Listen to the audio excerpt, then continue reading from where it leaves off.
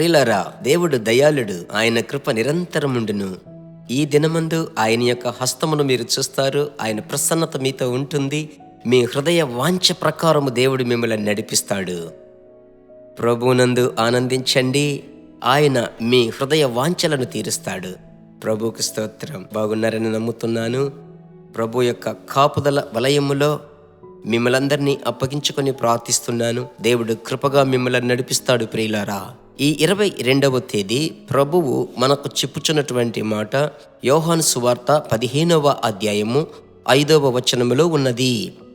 నేను ద్రాక్ష తీగను, మీరు తీగలు.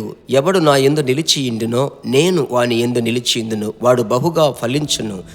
నాకు వేరుగా ఉండి మీరేమీ చేయలేరు. ప్రియ దేవుని బిడ్డలారా, ఈ దినాలలో ప్రభు నీ యొద్ద నా యొద్ద ఆశించేది ఒకే ఒకటి. ఒక క్రైస్తవ జీవితంలో ఫలింపు కలిగినటువంటి జీవితం, ఫలం ఉండాలి. ఒక చెట్టును మీ ఇంటిలో నాటారనుకోండి, అది తగిన కాలమందు ఫలం ఇవ్వాలని ఆసక్తితో ఎదురు చూస్తూ ఉంటారు.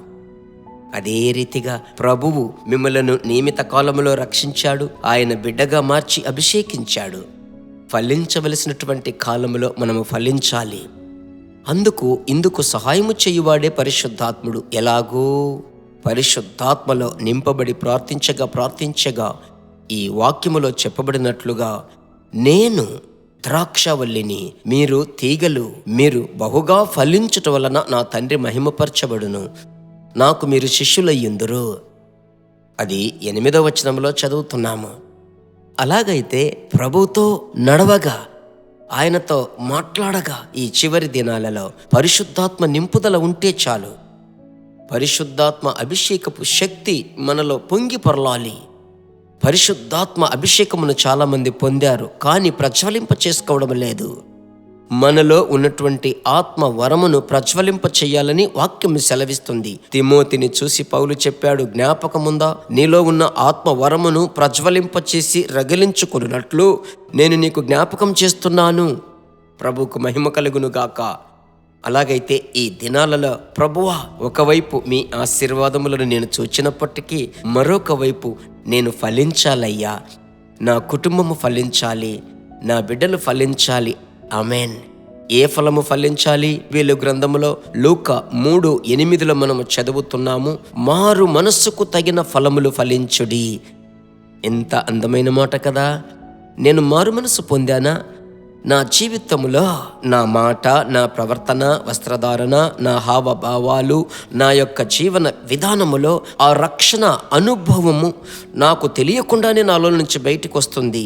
అదే ఫలించేటువంటి జీవితము. అలాంటి కృపల కొరకు ఈ దినం మనము ప్రార్థించాలని పరిశుద్ధాత్ముడు ప్రేరేపిస్తున్నాడు. సిద్ధపడ్డారా? కుడి చేతిని పైకెత్తి, మా ప్రేమ కలిగిన తండ్రి, ఆకాశమునకు భూమికి సర్వాధికారము కలిగిన యేసురాజా, మీ నామములో మేము ప్రార్థిస్తున్నాము. ఈ దినమందు ప్రభువా, మీ బిడ్డలకు మీరు చెప్పిన ఆలోచన ఫలించాలి. అందుకు సహాయము చేసే పరిశుద్ధాత్ముడా, మీ బిడ్డలను రగిలించండి, ప్రార్థింప చెయ్యండి. సమయము దొరికినప్పుడంతా మీ ప్రసన్నతలో ఆనందించాలయ్యా. అనేక సంవత్సరములు ఫలింపు లేకుండా ఉన్నదానికి ముగింపు పెట్టి ఇక రాబోవు దినాలలో ఫలించి ఆ యొక్క ఫలములు విస్తరించాలి. ఆ ఫలము వృద్ధి చెందగా తండ్రి మహిమపరచబడాలి. మీ రాజ్యం రావాలి. అందుకు మీరు సహాయము చెయ్యండి. నా ప్రియ సహోదరి సహోదరులు, వారి పిల్లలు అందరి మీద మీ కృప ఉంచండి. యేసునామములో ప్రార్థిస్తున్నాము తండ్రి, ఆమెన్. దేవుడు మిమ్ములను ఈ రోజు కొలత లేకుండా ఆశీర్వదిస్తాడు. God bless you. దేవుని బిడ్డలారా, ఈ వర్తమానము మీకు మిక్కిలి ఆశీర్వాదకరముగా ఉందని మేము నమ్ముచున్నాము. ఇంకనూ మా వర్తమానములను విని ప్రభువులు ఆశీర్వదింపబడుటకు జీసస్ మీట్స్ మినిస్ట్రీస్ అను మా యూట్యూబ్ ఛానల్ ను సబ్స్క్రైబ్ చేయండి. మరియు మా ప్రార్థన సహాయముకై మీరు సంప్రదించవలసిన మా ఫోన్ నెంబర్ 9842528236 మరియు 72954636. Email gpsrobinson@hotmail.com. ప్రభు మిమ్మును ఆశీర్వదించునుగాక.